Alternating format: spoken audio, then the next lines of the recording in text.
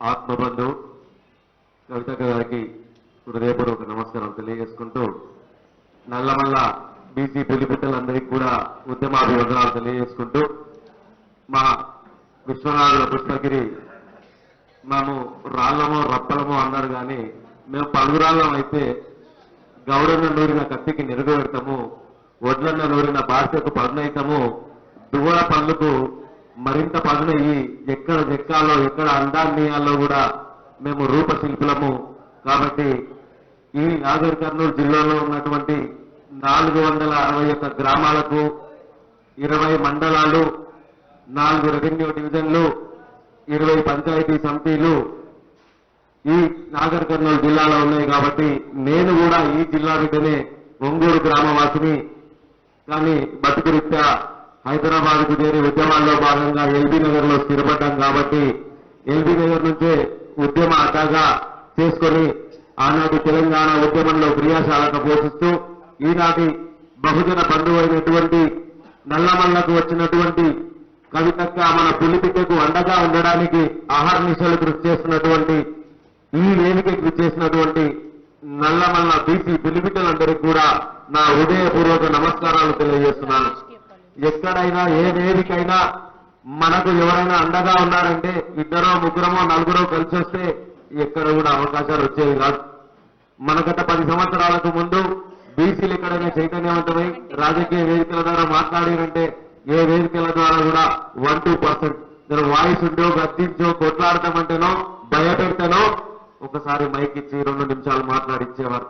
కానీ ఈనాడు రాష్ట్ర వ్యాప్తంగా జిల్లాకు గ్రామానికి మండలానికి ప్రతి మండలానికి బీసీ సాధికారిత పేరుతోన, బీసీ హక్కుల పేరుతోన, బీసీ కులకల రాజకీయ వేదిక ద్వారా ఇవాళ బీసీ పూలే ద్వారా ఇలా తెలంగాణ జాగృతి ద్వారా మన కవితక్క గ్రామానికి బీసీల ఉద్యమాన్ని చైతన్యవంతం చేస్తూ అడుగున ఎవరైనా ఉన్నారంటే ఇలా మహిళలందరూ కూడా ఆనాటి బతుకమ్మ ఈనాటి మన బీసీ బంధువై వచ్చింది. కాబట్టి పురుషులందరూ కూడా ఆనాడు ఇళ్లలో తెలంగాణ ఉద్యమానికి ఏ విధంగా అయితే సపోర్ట్ చేసిర్రో ఈ బీసీ ఉద్యమానికి కూడా చైతన్యవంతులై అక్కతో అడుగేసి ముందుకు రావాలని ఇంట్లో ఉన్న మహిళలు కూడా ఇంట్లో ఎందుకు కూర్చురు ఆనాడు గాయగా చేసిరు, ఆనాడు గాయగా చేసి రోడ్ల మీద కొట్లాడారు.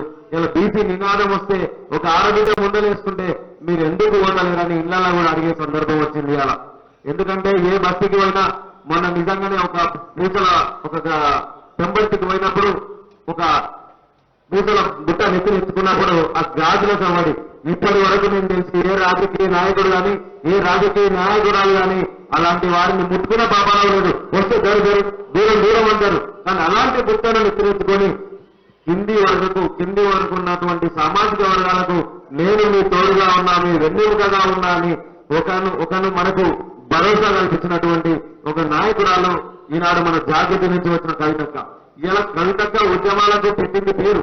కాబట్టి ఏ ఉద్యమం తీసుకున్నా ఏ మాటలో అడిగేసినా వాళ్ళకు వన్నులో వణుకు పుడుతున్నది. ఎందుకంటే ఈనాడు బీసీల కోసం ఇలాంటి సమస్యలు ఒక బీసీకి వెళ్ళి తప్పించుకుందామని అక్క అనుకున్నాను.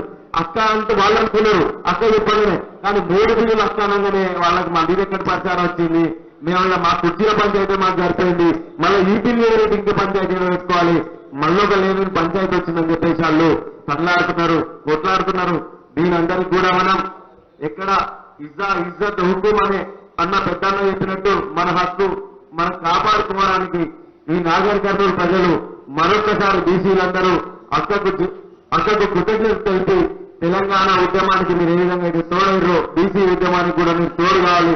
రేపు రానున్న రోజుల్లో ఏ పిలిపించినా కూడా పెద్ద ఎత్తున ఇంతకంటే భారీ సంఖ్యలో వచ్చేసి మీరు మద్దతు తెలుపుతారని ఆశిస్తూ మా విశ్వకర్మ జాతి పక్షాన మీకు మా బీసీ బిడ్డల పక్షాన గౌడ బీసీ ఇలా అన్ని గౌడ కులసులానికైనా గౌడ కవితక్కైంది, విశ్వకర్మ కవితక్కైంది, ప్రతి కులానికి కవితక్కే అయింది. కాబట్టి మీకు హృదయపూర్వక నమస్కారాలు తెలియజేస్తూ ఈ అవకాశం ఇచ్చినటువంటి మా పెద్దలందరికీ ఇదే వేదికకు వచ్చినటువంటి బహుజన ముద్దుబిడ్డ తన ఉద్యోగాన్ని సైతం రాజీనామా చేసి మన బడుగు బలగిన వర్గాల కోసం నేను నిలబడతానని ఆదిస్వాధీన మన కోసం వచ్చి పనిచేస్తున్నట్టు సార్ గారికి కూడా హృదయపూర్వక నమస్కారాలు తెలియజేస్తూ మాకు అండగా ఉంటూ ప్రతి క్షణం మమ్మలను కలుపుకొని పోతున్న మా బొల్ల శివశంకరన్న కూడా ధన్యవాదాలు తెలుస్తూ నాతో మిత్రులందరికీ కూడా శుభాకాంక్షలు తెలియజేస్తూ జై బీసీ జై కవితక్క. Thank you all.